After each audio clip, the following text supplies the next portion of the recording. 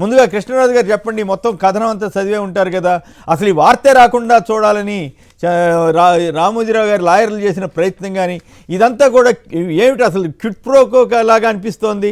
మీరు దాన్ని అంగీకరిస్తారా? రామోజీరావు గారు ఇప్పుడు దీనికి ప్రజలకు సమాధానం చెప్పాల్సిన అవసరం ఉందా లేదా? తెలుగుదేశం ఎందుకు ఆ ఏపీలో రావాలని కోరుకుంటున్నది ఇటువంటి వ్యవహారాలు బయటపడకుండా ఉండటం కోసమేనా కాదా? ముందుగా అందరికీ గుడ్ మార్నింగ్ అండి. నమస్కారం. నాకు ఒక 5 నిమిషాలు టైం సార్. అది ముందుగా ఈ క్రోధినామ సంవత్సరంలో సుప్రీంకోర్టు ఆదేశాలు రామోజీరావు గారికి క్రోధాన్ని అలాగే శోకాన్ని మిగిల్చేవిగా ఇచ్చినట్టుగా కనిపిస్తుందండి. గతంలో రాజా హరిశ్చంద్ర నాటకంలో మాట ఉండేదండి, వీరులే కాని వీరాది వీరులే కాని విధిని గెలుచుట ఎవరి తరమో, దాసి అయినది చంద్రమతి చిత్రమైనది లోకం అని చెప్పి. అలాగే పరిస్థితులు మారినప్పుడు మహామహులు కూడా మట్టి కరుస్తారు అని చెప్పడానికి ఇదొక ఉదంతం. అందుకనే మీకు రామోజీరావు గారు ఒక బెడ్ మీద కూర్చొని ఒక విచారకరమైన సన్నివేశం ఉంటది. కూర్చొని లైఫ్ లో ఫస్ట్ టైం ఈ చిరాకు ఇంతవరకు ఏసీఐడి బోయిడి దగ్గర రాలేదు, బహుశా కాలమహిమో జగన్మహిమో అనేంత స్థాయి వరకు ఆయన తన పతనాన్ని తెచ్చుకున్నారండి. ఆయన ఎవరినైతే వ్యతిరేకించారో ఎవరినైతే ద్వేషించారో ఆయనేమో అందలం ఎక్కితే ఈయన మాత్రం అధపాతాళానికి దిగజారిపోయారు. ఇది ఒక అంశం. అయితే రెండోది, తాజాగా సుప్రీంకోర్టు ఇచ్చిన ఆదేశాలు ఇది ఎప్పుడో దాదాపు 2006 నుంచి కొనసాగుతున్న కేసుకు సంబంధించిందండి. మార్గదర్శి ఫైనాన్షియర్స్. ఇక్కడ కూడా మతలబు ఏమిటంటే ఇప్పుడు కూడా ఆయన ఈ కేసుకు సంబంధించి కోర్టుని పెడతో పట్టించే విధంగానే వ్యవహరిస్తున్నారు. ఎందుకంటే మేము ఇప్పటిదాకా కూడా 2600 కోట్ల రూపాయలు మేము పే చేశాము మార్గదర్శి ఫైనాన్షియర్స్ పేరుని తీసుకున్న డబ్బుల్లో, ఇంకా మేము పే చేయాల్సింది కేవలం 5.5 కోట్లు మాత్రమే చెప్పుకుంటున్నారండి. అయితే వీరే ఇంతకు ముందు ఇచ్చిన అఫిడవిట్ లో మేము ఇప్పటిదాకా పే చేసింది 18,800 కోట్లు అని చెప్పన్నారండి. అంటే ఏది నిజం అని చెప్పి మనం నమ్మాలి? ఇప్పటికీ కూడా వారు కోర్టుని పెడదావ పట్టించే పనిలోనే ఉన్నారు. ఎక్కడ నిర్భయంగా నిస్సంకోచంగా అబద్ధాలు ఆడుతున్నారు.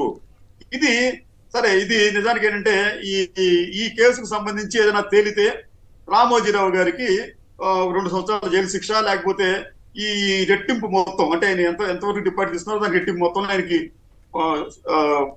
జరిమానా విధించవచ్చు. అయితే అసలు కేసులు ఇప్పటి స్టార్ట్ అవుతున్నాయండి. సిబిఐ ఆయన మీద మోపిన అభియోగాలు చాలా తీవ్రంగా ఉన్నాయి. ఈ ఎంత తీవ్రంగా వీటిలో మీకు 2022 నవంబర్లో సిబిఐకి సంబంధించి మనీ లాండరింగ్ కేసు, హవాలా కేసు ఉందండి.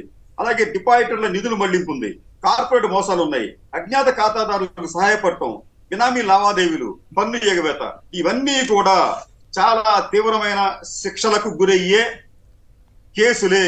వీటికి సంబంధించి రామోజీరావు గారు సరైన విధానాలు పాటించకపోతే, సరిగ్గా వాస్తవాలు చెప్పకపోతే ఆయన మరింత ఇబ్బందులు కూరుకుపోయే ప్రమాదం ఉంది. ఎందుకంటే ఆయన ధైర్యం చూడండి, ఒకవైపు 2,600 కోట్ల రూపాయలు మార్గదర్శి ఫైనాన్షియర్స్ తరఫున ఆయన వసూలు చేసి అది ఇప్పటికీ కూడా పూర్తిగా కట్టకుండా ఉంటూనే, మరోవైపు మార్గదర్శి చిట్ ఫండ్ సంబంధించి దాదాపు 2,000 కోట్ల రూపాయల డిపాజిట్ వసూలు చేశారు. ఈ విషయాన్ని ఇప్పటి వరకు దాన్ని అడ్మిట్ చేయలేదు. కానీ సిఐడి మాత్రం దాన్ని ఎస్టాబ్లిష్ చేసిందండి. సిఐడి ఎస్టాబ్లిష్ చేసిన దాని ప్రకారం అయితే మీకు ఈ వాళ్ళు పెట్టిన కేసుల ప్రకారం అయితే 420 కేసు పెట్టారండి, 7 ఏళ్ల జైలు శిక్ష. 409 క్రిమినల్ బ్రీచ్ ఆఫ్ ట్రస్ట్, జీవిత ఖైదు లేదా 10 ఏళ్ల శిక్ష మరియు జరిమానా. 120B క్రిమినల్ కాన్స్పిరసీ, 6 నెలల జైలు లేదా జరిమానా. 477A అంటే ఫాల్సిఫికేషన్ ఆఫ్ అకౌంట్స్, దీనికి సంబంధించి 7 ఏళ్ల జైలు జరిమానా. Section 5 of the Andhra Pradesh protection of depositors of financial establishment act 1999 జరిమానా. ఇలాగా ఇవన్నీ చూస్తామంటే రామోజీరావుకి చాలా తీవ్రమైన కఠినాతి కఠినమైన శిక్షలు పడేందుకు ఆస్కారం ఉంది. నిజానికి నిన్న ఆయనకు వ్యతిరేకంగా కోర్టు తీర్పు ఇచ్చినప్పుడు ఆయన భారతదేశంలోనే 2వ అత్యున్నత పౌర పురస్కారం అండి, పద్మ విభూషణ్, ఆ అవార్డుని ఆయన తిరిగి వెనక్కి ఇచ్చేస్తుంటే బాగా ఉండేది. ఇప్పటికైనా కానీ ఆయన తన అవార్డు విషయంలో పునరాలోచన చేసుకోవాలి, దానిని తిరిగి గవర్నమెంట్కి అప్పచెప్పాలి. అంతే తప్ప ఇప్పుడు ఒకవైపు నేను అవినీతి పనులు చేస్తూనే ఉంటాను, కొనసాగిస్తూనే ఉంటాను, నాకు మాత్రం అత్యున్నత పురస్కారాలు లభించాలి అని చెప్పి ఆయన అనుకోవటం, ఆ పురస్కారాన్ని తగిలించుకుంటూ తన జీవనాన్ని సాగిస్తూ అనేది హోందాగా లేదు. ముందు ఆయన తన పద్మ విభూషణ్ దానిని ప్రభుత్వానికి సరెండర్ చేయాలి, వాస్తవాలు బయట పెట్టాలి. చేయకపోతే మాత్రం ఆయన మరింత పతనానికి గురయ్యే ప్రమాదం ఉంటుంది. ఆయన గ్రూపంతా కూడా అయితే ఒక మాట చెప్పండి, అసలు సుప్రీంకోర్టులో వాళ్ళ తరపు లాయర్ సిద్ధార్థ లూత్రా గారు ఆయన అసలు ఈ వార్తే రాకుండా చేయాలని విశ్వప్రయత్నం చేసినట్లుంది. మరి ఇదేమి పత్రికా స్వేచ్ఛ, ఇది అంతా కథలు చెప్తారు కదా, మరి అట్లా చేశారు. ఇప్పుడు రామోజీరావు గారికి తెలుగుదేశానికి ఉన్న అనుబంధం, అలాగే ఇక్కడ వైఎస్ఆర్ కాంగ్రెస్ కానీ జగన్ గారిని కానీ వ్యతిరేకిస్తున్న తీరు, చంద్రబాబు గారికి అలాగే రామోజీరావు గారికి మధ్య క్విట్ ప్రోకో ఉంది. వాళ్ళు తెలుగుదేశం వస్తేనే తాను ఈ కేసుల నుంచి బయటపడతాను, లేదా అప్పుడు వాళ్ళు అఫిడవిట్లు దాఖలు చేయరు, మనం బయటపడవచ్చు అనే ఉద్దేశంతో ఇంత అరాచకంగా రాస్తున్నారని మీరు అనుకుంటున్నారా?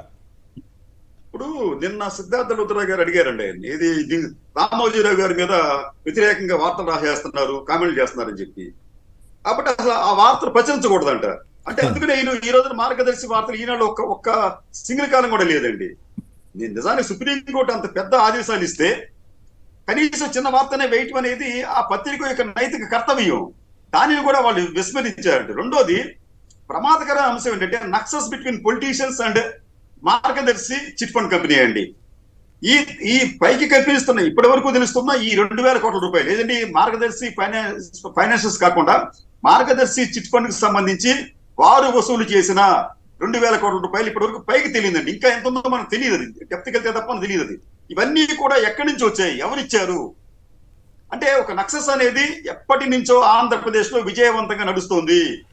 అక్రమంగా ఆర్జించిన వారు, వ్యాపారస్తులు, పారిశ్రామికవేత్తలు తమ ఆస్తులను తీసుకువచ్చి మార్గదర్శిలో పెడుతున్నారు, తిరిగి వాటిని ఎన్కాష్ చేసుకునే ప్రయత్నం చేస్తున్నారు. ఇవెంటికంటే వరకు చెప్పాలంటే ఇటువంటి అక్రమాస్తులకు మార్పిడికో లేకపోతే అక్రమాస్తుల నిల్వకో మార్గదర్శి అనేది ఒక కేంద్రంగా మారిందనే అనుమానాన్ని కూడా గతంలో సిఐడి వ్యక్తం చేసింది.